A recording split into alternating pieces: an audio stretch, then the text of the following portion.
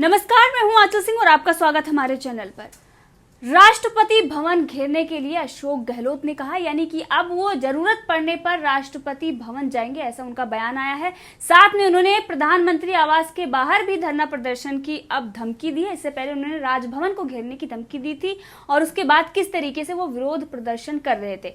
तो ये जो धमकियां हैं अशोक गहलोत को, और जिस तरीके से वो होटल में बैठकर व्हिप जारी कर देते हैं और उसके बाद राज्यपाल को बिना किसी नोटिस के सत्र बुलाने की मांग करते हैं, तो ये सारी चीजें हैं और इसी के चलते ये दिखाई दे रहा है कि अब राजस्थान में राष्ट्रपति शासन लागू हो सकता है। इसी विषय पर चर्चा के लिए हमारे साथ हैं राजनीतिक विश्लेषक पवन त्यागी। सर, आपका बहुत बहुत स्वागत हमारे चैनल पर। सर, जो अशोक गहलोत अपने ही पैर पर कुल्हाड़ी मार रहे हैं, क्योंकि जिस तरीके की गतिविधियां चली हैं ये संविधान के खिलाफ ही हैं जो राजस्थान में चल रहा है, आप क्या कहेंगे इस पर? देखिए, वास्तव में जिस तरह का अब नया राजनीतिकरण इन्होंने किया है, अशोक गहलोत इस समय ये जो काम कर रहे हैं वो कांग्रेसी कल्चर छोड़कर अब वामपंथी कल्चर अपना रहे हैं, जिसमें कि धरना प्रदर्शन, सरकार का विरोध, सरकार की नीतियों का विरोध और सड़क पर आ जाना।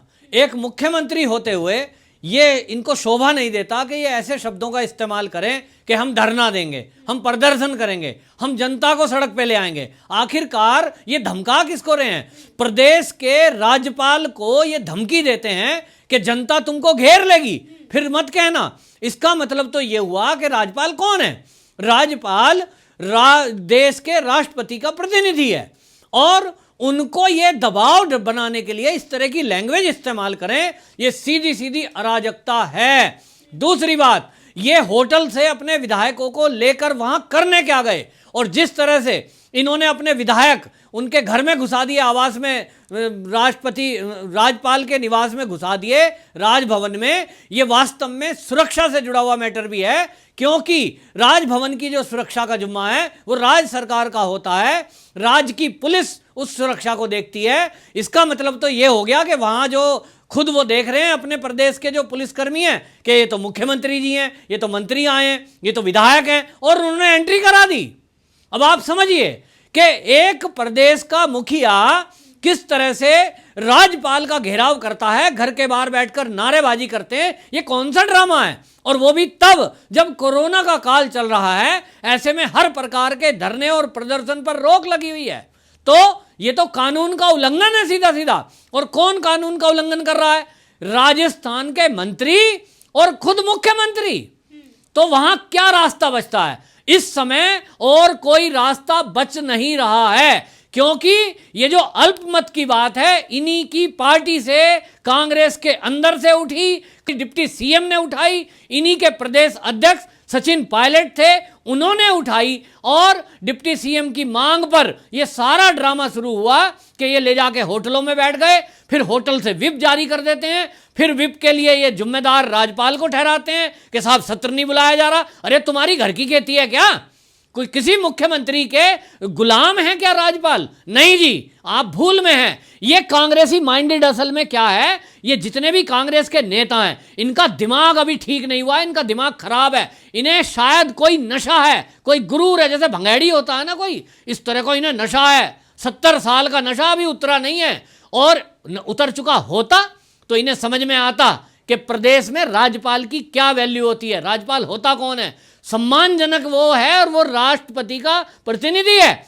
आप कैसे उसको धमका सकते हो? आप मुख्यमंत्री होंगे किसी प्रदेश के, आज हैं कल को नहीं रहेंगे, ये भूल जाइए। अब आप थोड़े दिन के मेहमान हैं, लेकिन ये राज्यपाल को धमकाने का काम कर रहे हैं, ये जनता को सड़क पर लाने का काम कर रहे हैं, और वो इस कोरोना काल को भी भूल चुके हैं।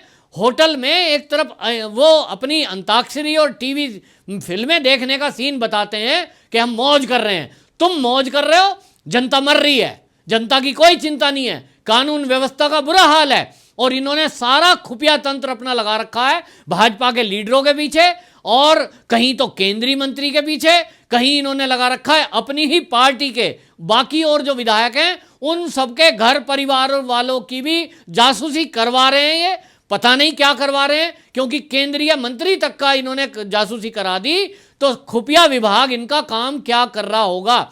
ये अशोक गहलोत इस समय जब ये राजभवन में धरना प्रदर्शन कर रहे थे, उसी समय मैं तो कहता हूं राज्यपाल को राष्ट्रपति शासन लगा देना चाहिए था कि इन सबको उठा के बंद करो। क्या मैटर बना रखा है इन लोगों ने, पार्क में बैठ के नारेबाजी करना, कैसे घर में घुस गए। और इसलिए ये समझ लीजिए कि इन्होंने राजभवन की सुरक्षा के साथ खिलवाड़ किया है। इस समय और कोई रास्ता बचता नहीं है। ये कब वहां अराजकता फैलवा देंगे, इसको टाइम ना दिया जाए, क्योंकि प्रदेश में ये अराजकता फैलाने की साजिश कहीं ना कहीं अंदर अंदर कर रहे होंगे। जैसा इन्होंने धमकी भी दी है कि जनता राजभवन घेर लेगी। तो जो व्यक्ति प्रदेश में बैठे हुए राज्यपाल को धमकी दे सकता है, वो अपने डिप्टी सीएम को जेल में डालने की धमकी दे सकता है, उसके खिलाफ एफआईआर कर सकता है। वो प्रदेश में बाकी का क्या हाल करेगा, उसके दिमाग को पढ़ना मुश्किल है। भाजपा के नेताओं का वहां क्या हाल हो रहा होगा, भला हो ये तो केंद्र में भाजपा की सरकार है, वरना ये अशोक गहलोत अभी तक बीजेपी के सारे एमएलए और अपने अशोक ये सचिन पायलट के साथ जो हैं सबको अभी तक जेल में डाल चुके होते। तो बीजेपी के लीडरों ने अगर ये कहा है कि कानून व्यवस्था वहां खराब है और उस पर तुरंत राज्यपाल उस पर अपनी कार्रवाई करे। अब जैसे में आप देखिए धमकी कैसी दे रहे हैं, अभी इनका हौसला देखिए आप। इनको तो वही आदत पड़ी हुई है ना 70 साल वाली, कि जब सोनिया मैडम की चला करती थी पूरे देश में, इनको लगता है शायद अभी भी वही है। तो अब आप देखिए ना, राज्यपाल का धरना प्रदर्शन करने से मन नहीं भरा, इनको लगता है अब तो हम कुछ भी कर सकते हैं, तो कहते हैं राष्ट्रपति भवन का घेराव करेंगे। अरे जी, राष्ट्रपति से मिलने जाएंगे और प्रधानमंत्री के आवास के बाहर विरोध प्रदर्शन करेंगे। ये राष्ट्रपति से मिलने जाएंगे, प्रधानमंत्री के घर के बाहर धरना प्रदर्शन करेंगे।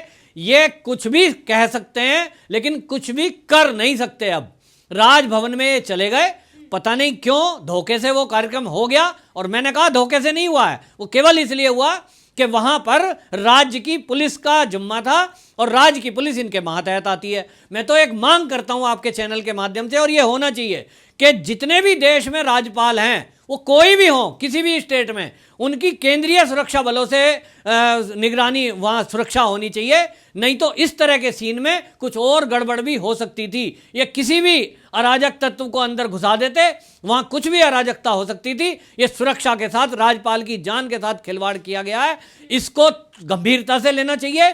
और मोदी जी जहां रहते हैं ना, उस कार्यालय में, उसकी तो ये सड़क पे भी नहीं घुस सकते। यहां दिल्ली की तो बात क्या करते हैं, इनकी चल गई राजस्थान में, दिल्ली में नहीं चलने की है। और अगर ये यहां आए, धरना प्रदर्शन करें, तो फिर सरकार पे भी एक सवाल है। मैं कहता हूं कि एक आम आदमी सड़क पे निकलता है, आज के टाइम में लॉकडाउन चल रहा है, आम आदमी को पकड़ के 4 डंडे मारते हुए हमने पुलिस को देखा है, उनके खिलाफ चालान काटते देखा है। तो क्या विधायक और मंत्री किसी स्टेट के हों या केंद्र के हों, क्या इस सब कानून से ऊपर हैं कि ये कहीं भी धरना प्रदर्शन कर देंगे? इनके सारे मंत्रियों के खिलाफ, इनके विधायकों के खिलाफ और ये अशोक गहलोत के खिलाफ कार्रवाई होनी चाहिए कि इन्होंने अवैध रूप से बिना किसी कारण के राज्यपाल के घर के बाहर प्रदर्शन कैसे किया।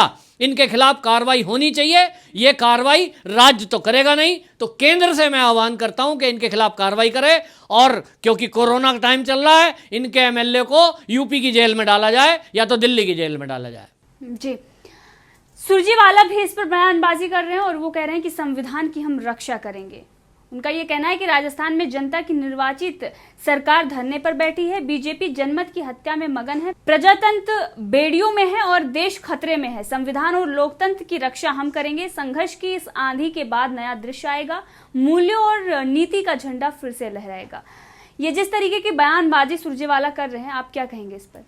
सुरजेवाला अपने कांग्रेस के इतिहास को याद नहीं कर रहे। ये जो है, इन्होंने कितने बार राज्यों की सरकारों को गिराया है, इन्होंने कितनी बार संविधान का मखौल उड़ाया है, और बहुमत नहीं होते हुए भी इन्होंने सरकार बनाई है। ताज़ा उदाहरण महाराष्ट्र का है कि किस तरह से इन्होंने उछल उछल कर कहा कि बीजेपी को दूर करने के लिए हम कभी भी कुछ कर सकते हैं। सोनिया गांधी मैडम हमेशा बयान देती थी, सांप्रदायिक ताकतों को हम हराने के लिए कुछ भी करने को तैयार हैं। ये मैडम जो है सांप्रदायिक ताकतों के नाम पे किससे समझौता कर गई?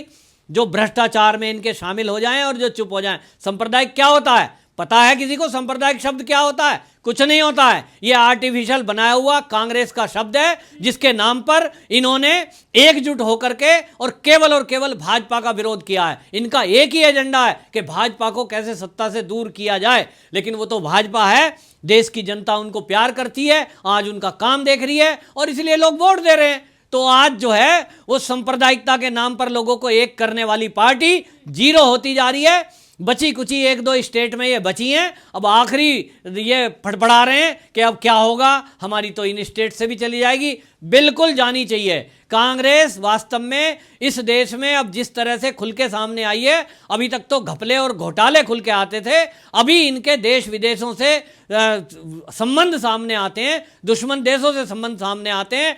और इनके राहुल गांधी जब भी कुछ बोलते हैं या तो बोलते ही नहीं है, बोलते हैं तो ढंग का नहीं बोलते और ऐसा बोलते हैं, आजकल पता नहीं कौन सा बेरूपिया सा रूप बनाया है उन्होंने। ऐसे लगता है जैसे बहुत दिनों से बेचारे बीमार हैं। उनकी माताजी से मुझे प्रार्थना है उनका इलाज कराए, ठीक से किसी डॉक्टर को दिखाए। उनके बस की राजनीति करना नहीं है, उल्टी सीधी बातें करते हैं, वीडियो बनाते हैं, यूट्यूबर बन गए हैं, चैनल चलाना चाहते हैं, पता नहीं क्या करना चाहते हैं। अब सरकार तो उनसे चलेगी नहीं, सत्ता में वो कुछ कर नहीं सकते, तो भैया पत्रकार बन जाओ, यूट्यूबरों में कोई दिक्कत नहीं है। बड़ा चैनल तो वो चला नहीं सकते, उनकी बात कोई देखना सुनना चाहता नहीं है, अपने आप ही अपनी तारीफ करते रहते हैं। हमारा वीडियो बहुत अच्छा लोगों को लगा, अपने आप ही पता नहीं इनकी पार्टी के कार्यकर्ता उसमें कमेंट लिख देते होंगे, बाकी तो बच्चा भी हंसता है जब देख लेता है उनको। तो भैया ये जो है अशोक गहलोत, अब अपनी इज्जत थोड़ी बहुत बची हुई बचाना चाहते हो तो इस्तीफा दे दो, वरना राष्ट्रपति शासन लगने ही वाला है। लेकिन ये सोमवार को कोर्ट में केस है, इसलिए प्रतीक्षा सोमवार की हो जाती है। आप देख लीजिए, आइडिया तो वही है जो हम सबका है और जो कानूनविद कहते हैं कि इसमें भी ये हारेंगे, कुछ नहीं होना। सचिन पायलट जीते या कोई और जीते, ये कोर्ट को तय करना है। लेकिन जनता की जो आवाज है, वो जनता की आवाज ये है कि अशोक गहलोत आज इस्तीफा दें। और इस समय वो जनाधार खो चुके हैं, ये ड्रामाबाजी बंद करें। ना तो प्रधानमंत्री ने उनका झगड़ा कराया है, ना राष्ट्रपति ने झगड़ा कराया है, ना किसी प्रदेश के राज्यपाल ने झगड़ा कराया है। आपकी पार्टी की अंदर की कलह है जो आपके कल्चर के कारण हुई है, जहां अच्छे दिमागदार बुद्धिमान ईमानदार व्यक्ति रुकना ही नहीं चाहते। तो ऐसे में आपका झगड़ा, आपको मुबारक, राज्यपाल को और सरकार को, भाजपा को कोसना बंद करो, सत्ता से अलग हो जाओ। जी बिल्कुल सही कहा आपने। और सुरजेवाला ने जो कहा कि देश खतरे में है, लेकिन कांग्रेस खतरे में है, राजस्थान में भी, वो पूरे देश में। और इसीलिए सुरजेवाला देश खतरे में बता रहे हैं, क्योंकि उनका देश का मतलब कांग्रेस ही है उनके लिए, और इसीलिए इस तरीके की बयानबाजी कर रहे हैं। सर आपका बहुत बहुत धन्यवाद हमसे जुड़ने के लिए।